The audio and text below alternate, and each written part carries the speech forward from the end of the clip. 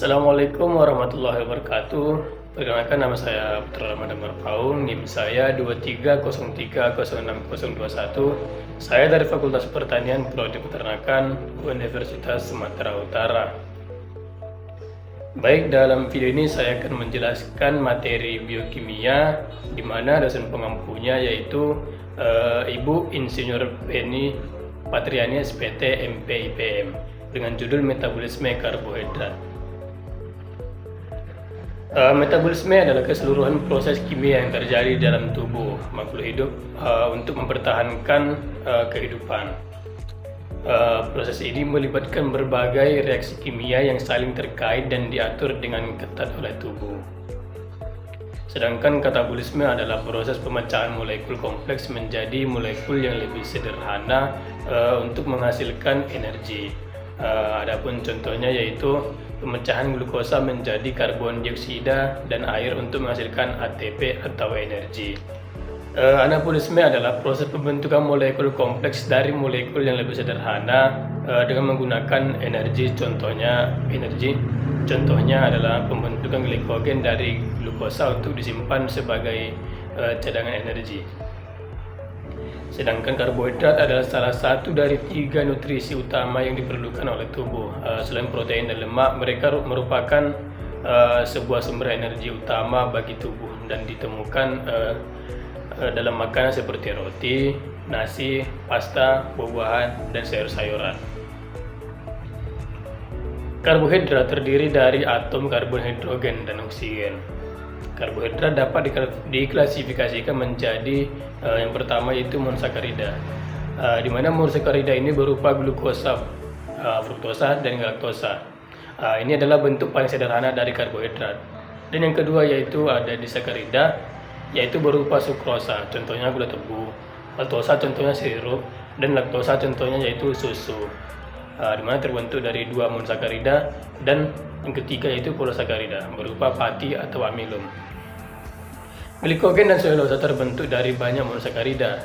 Jadi metabolisme karbohidrat adalah serangkaian reaksi biokimia yang kompleks yang terjadi dalam tubuh. Nah, selanjutnya saya akan membahas proses mulai dari glikolisis hingga pembentukan glikogen. Proses ini memecah dan mengubah karbohidrat menjadi bentuk energi yang dapat digunakan oleh sel-sel kita. Selanjutnya yaitu metabolisme karbohidrat melibatkan beberapa tahapan yang terkoordinasi dengan baik, dimulai dari glikolisis hingga regulasi hormon. Langkah yang pertama dalam metabolisme karbohidrat adalah glikolisis. Glikolisis adalah serangkaian reaksi metabolik yang terjadi dalam sitoplasma sel dan merupakan bagian dari proses pemecahan glukosa menjadi energi. Proses ini terdiri dari 10 langkah reaksi, dimulai dengan glukosa dan menghasilkan 2 molekul pirufat ATP dan NADH. Berikut ini adalah gambar dari proses glikolisis. Glikolisis adalah reaksi monoksidatif sitoplasma untuk degradasi glukosa yang terdiri dari 9 proses. 1 glukosa menghasilkan 8 ATP selama glikolisis. Glikolisis terjadi dalam 2 fase, yaitu fase persiapan dan fase pembayaran. Pada fase persiapan, HK dan PFK mengkonsumsi 2 molekul ATP, sedang pada fase pembayaran gliserol triphosphate dehidrogenase fosfoglycerate dan PK menghasilkan 10 ATP melalui produksi 2 NADH, 2 sama dengan 6 ATP dan 4 ATP. Selanjutnya, gluconeogenesis. Ketika persediaan glukosa rendah, tubuh mengaktifkan gluconeogenesis. Gluconeogenesis adalah proses di mana molekul non-karbohidrat meliputi pirufat laktat, gliserol, alanin, dan glutamin diubah menjadi glukosa di hati, ginjal, otak, testis, dan eritrosit. Gluconeogenesis adalah proses kebalikan dari glikolisis dan sebagian besar terjadi di sitoplasma, dimulai dari konversi pirufat menjadi oksalat di mitokondria menggunakan PC dan biotin sebagai koenzimnya. Pada reaksi selanjutnya, oksalat diubah menjadi malat menggunakan MHDA dan NHDA2. Proses ini terjadi di mitokondria dan merupakan kebalikan dari siklus Krebs. Gluconeogenesis aktif ketika terjadi kekurangan pasokan glukosa, misalnya pada kondisi kelaparan dan diabetes yang berkepanjangan, di mana tubuh menggunakan lemak dan asam amino sebagai pengganti karbohidrat. Selanjutnya, asam piruvat dari glikolisis memasuki siklus Krebs di dalam mitokondria. Di sini molekul karbon dari asam piruvat diubah menjadi CO2, menghasilkan energi yang disimpan dalam bentuk NADH dan FADH2. Siklus Krebs terdiri dari 8 tahap, diantaranya yang pertama yaitu proses pembentukan sitrat. Dalam proses ini terjadi penggabungan antara molekul asetil-CoA dengan oksaloasetat yang membentuk asam sitrat yang dibantu dengan enzim asam sitrat sintase. Dan yang kedua, sitrat yang dihasilkan dari proses sebelumnya akan diubah menjadi isositrat dengan bantuan enzim alkotinase yang mengandung F2+. Dan yang ketiga terjadi proses dekarboksilasi atau perubahan pertama kali isositrat yang terbentuk dari tahapan sebelumnya. Dioksidasi menjadi oksalosuksinat yang terikat oleh enzim isositrat dehidrogenase. Pada tahap ini isositrat diubah menjadi alfa ketoglutarat oleh enzim yang sama dibantu dengan NADH. Dan yang keempat terjadi proses pengubahan ketoglutarat menjadi succinyl CoA oleh enzim alfa ketoglutarat dan proses oksidasi. Yang kelima kemudian succinyl CoA diubah menjadi suksinat tidak hanya dibantu dengan enzim. Tahap pengubahan ini dibantu juga dengan magnesium dan GDP yang bersama fosfat membentuk GTP. GTP inilah yang diubah menjadi ATP sehingga menjadi energi yang dibutuhkan jaringan. Yang keenam, pada tahapan ini suksinat akan dioksidasi menjadi fumarat dengan bantuan enzim suksinat dehidrogenase.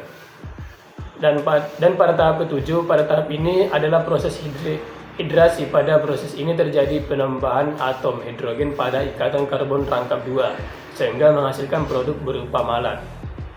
Pada tahap ke-8 kemudian malat dioksidasi untuk menghasilkan oksaloasetat dengan bantuan enzim malat dehidrogenase. Kemudian oksaloasetat akan menangkap asetil-CoA sehingga siklus Krebs dan akan terus-menerus terjadi. Tidak hanya itu, dalam tahapan ini juga berupa NADH. Selanjutnya, glikogenesis dan glikogenolysis.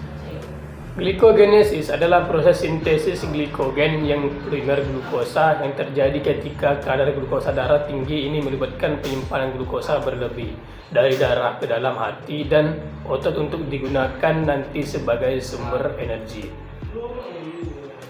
Sementara itu, glukogenolisis adalah proses pemecahan glikogen menjadi glukosa yang terjadi ketika kadar glukosa darah rendah dan tubuh membutuhkan energi tambahan.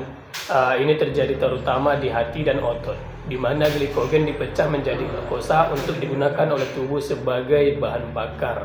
Selanjutnya, regulasi hormon. Regulasi hormon memainkan peran penting dalam metabolisme karbohidrat. Regulasi hormon melibatkan interaksi kompleks antara berbagai hormon dalam tubuh untuk mempertahankan keseimbangan dan fungsi normal. Beberapa hormon yang terlibat dalam regulasi metabolisme glukosa, yang pertama yaitu insulin, merupakan hormon yang disekresikan oleh sel-sel beta pankreas yang merangsang penyerapan glukosa oleh sel-sel tubuh dan menyimpannya sebagai glikogen di hati dan di otot.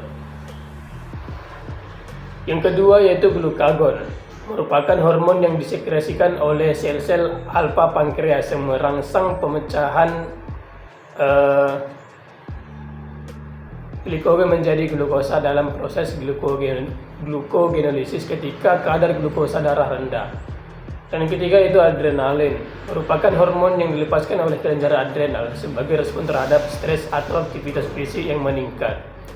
Ini meningkatkan kadar glukosa darah dengan merangsang glikogenolisis dan gluconeogenesis. Dan keempat yaitu kortisol, merupakan hormon steroid yang juga dilepaskan oleh kelenjar adrenal sebagai respon terhadap stres. Kortisol meningkatkan kadar glukosa darah dengan meningkatkan glucogenolisis dan gluconeogenesis. Sangat penting untuk mempertahankan homeostatis glukosa dalam tubuh dan memastikan pasokan energi yang cukup untuk berbagai fungsi seluler. Maka dari itu dapat disimpulkan Metabolisme karbohidrat sendiri merupakan proses penting dalam tubuh makhluk hidup yang mengubah karbohidrat menjadi energi yang dapat digunakan oleh sel-sel. Dalam proses ini, karbohidrat dipecah menjadi glukosa yang kemudian diolah menjadi energi melalui berbagai jalur metabolik di dalam tubuh. Keseimbangan metabolisme karbohidrat sangat penting untuk menjaga kesehatan tubuh, termasuk pengaturan kadar gula darah. Gangguan dalam metabolisme karbohidrat dapat berdampak negatif pada kesehatan termasuk risiko penyakit kronis seperti diabetes. Oleh karena itu, menjaga pola makan seimbang dan gaya hidup aktif dapat membantu menjaga metabolisme karbohidrat yang sehat dan mendukung kesejahteraan umum. Sekian yang dapat saya sampaikan dari materi metabolisme karbohidrat. Assalamualaikum warahmatullahi wabarakatuh.